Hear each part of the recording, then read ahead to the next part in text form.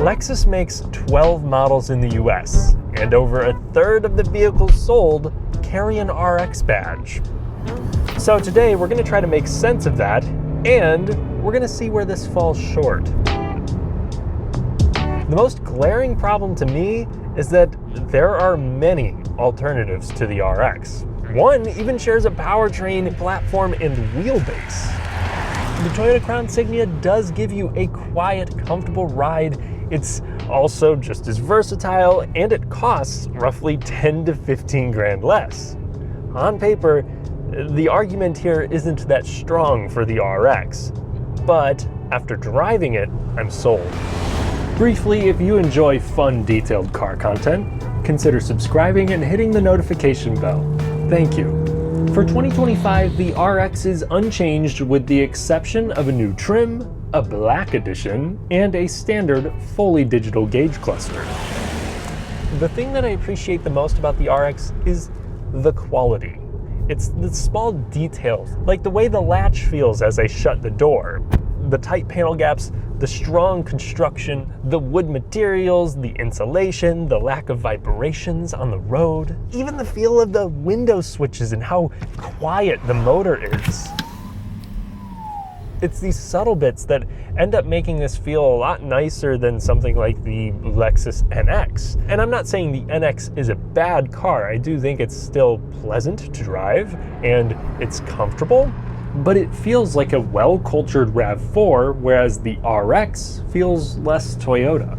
It would still be a good car without this level of attention to detail, but I think when you're trying to make a luxury car, you shouldn't be cutting corners where you think people might not notice or care all that much. That does not mean that this makes zero compromises. This is evident underneath the hood.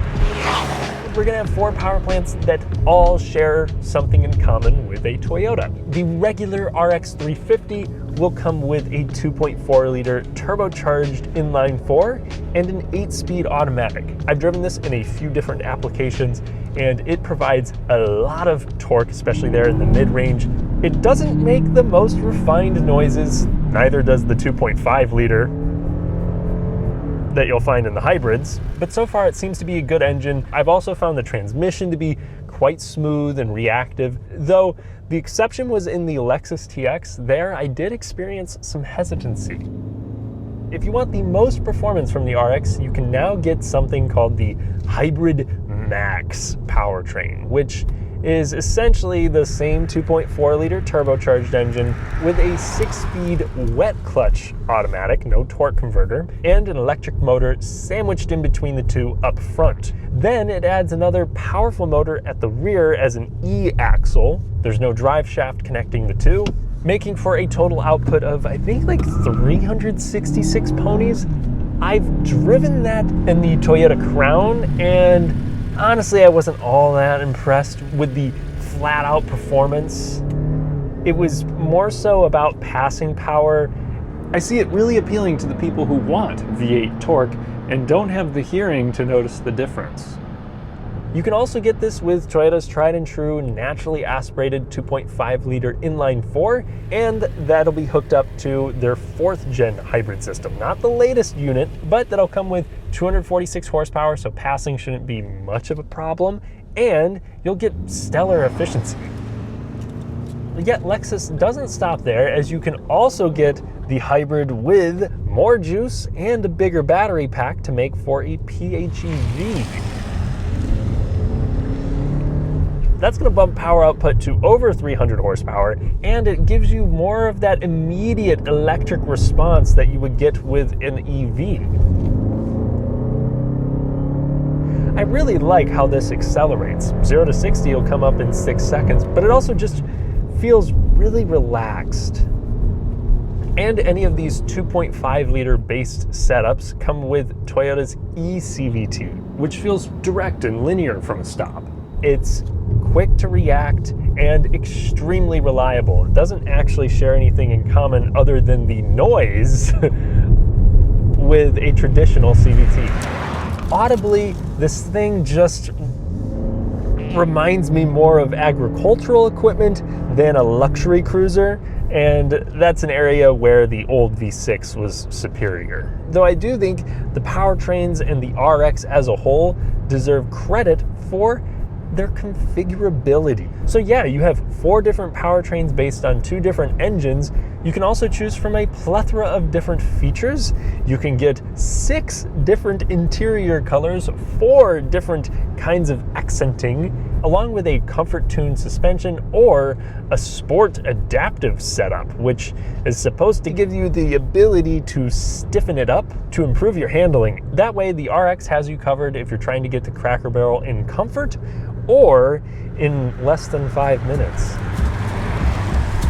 But if you're buying a Lexus SUV, do you really care about having 6-piston front calipers with the F-Sport handling package?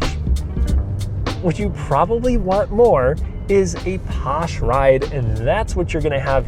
This ride here, without any adaptive damping, is smooth. It floats over most of the things that I've thrown it through. I don't really think it's any more forgiving than the Crown Signia that I drove somewhat recently, but I do think it does a little better job of isolating you from all of the smaller imperfections. This still handles like a well-composed car. Yes, you are getting a decent amount of body roll here, but it remains confident, and I think the steering is well weighted. It's still easy to drive around town. It doesn't feel too disconnected on a winding road. However, your expectations still need to be set in reality, as this is not fun to drive. There's no ounce of this that is engaging. The steering is numb. The way the weight builds up is still pretty synthetic. The goal is, again, isolation. The F-Sport models serve as a sporty facade to try to grab attention from maybe a younger demographic, and maybe they're seeing success from that, yet there's no question where the RX feels more at home. Up at highway speeds, wind noise is remarkably muffled. There's a little bit of road noise coming through. Maybe with some better tires you could alleviate this, but it's overall serene. The adaptive cruise control and lane centering works pretty well because it's Toyota's latest setup, and these seats are a godsend. The bolstering is light but present.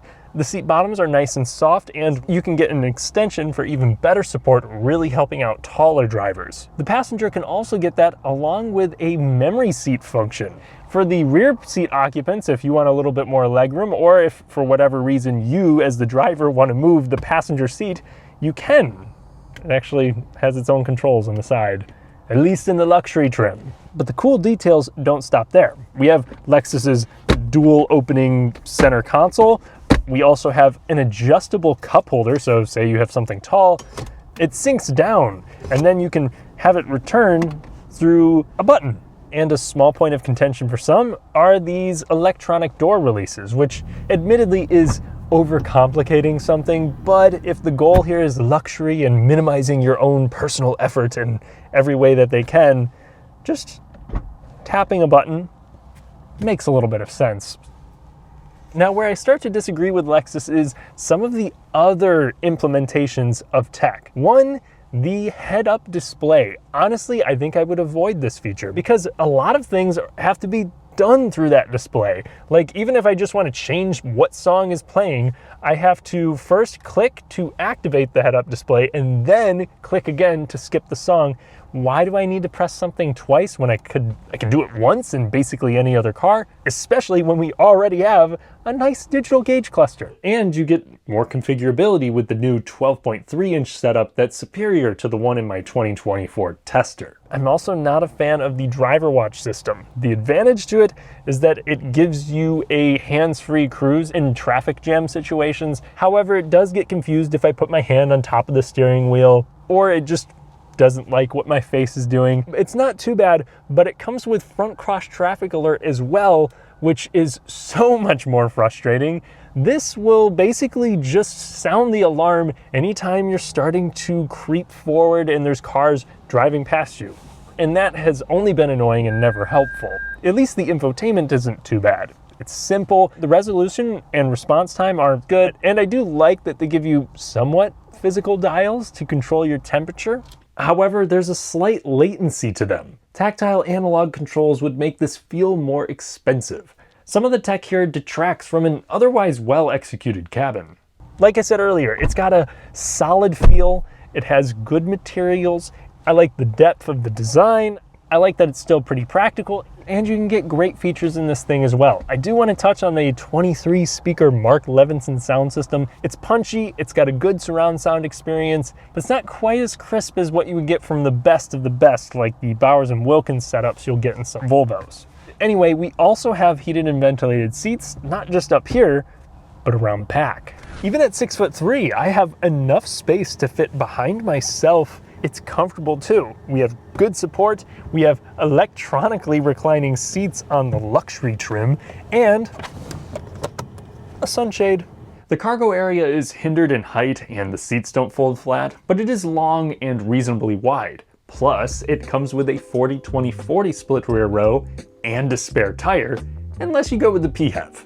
I also think that as a luxury car, this provides pretty good value. You're getting family-sized levels of space, high efficiency, good quality, great comfort, for a price that actually undercuts a lot of its competition. So long as we are ignoring the MSRP of the Hybrid Max or PHEV. It's also impossible to ignore that people trust Lexus. When it comes to luxury cars, they tend to be viewed as expensive to both obtain and maintain.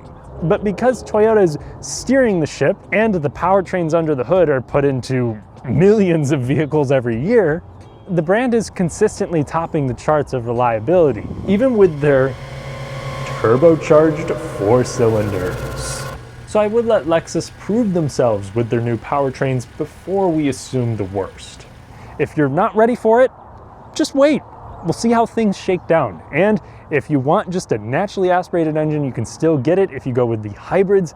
That also will introduce a battery pack that tends to get you 15 years before you might have to think about replacing it. Mileage is less of a factor there, and hopefully the fuel savings that you incur will easily make up the cost of a battery if you ever need to change it. I also think it's cool that both of the engines give you direct and port fuel injection, so you don't have to worry about carbon buildup. Now, in terms of actual common issues with this specific model, we just don't have enough data to make any conclusions, but so far, there aren't many NHTSA complaints. Some people in like Edmunds and Cars.com owner reviews are reporting like maybe minor squeaks or rattles, and some others are reporting an excessive hesitancy with the 8-speed auto 2.4-liter turbo combo.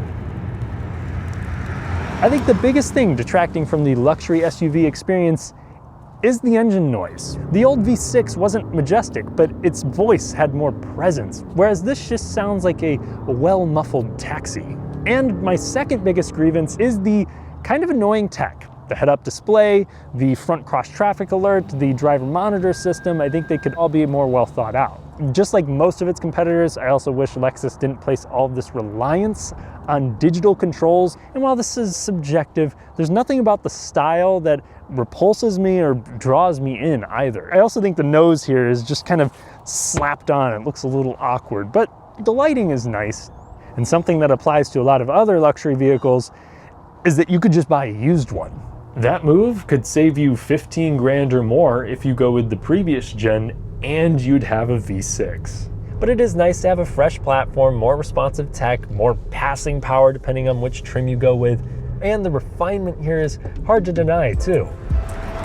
As I said earlier, one of the biggest things the RX has going for it is that it cares about the details. This gives you more comprehensive luxury than many of its brethren. If you want a real deal Lexus, a lavish SUV that's easy to drive and cost-effective to run, the RX delivers.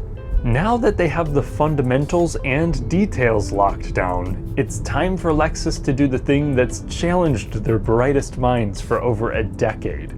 Knowing where and when to use a button, touchscreen, head-up display, or alarm. Thanks for watching, and thank you to my channel members for helping me improve my videos. Consider joining for additional content. I'll catch you in the next one.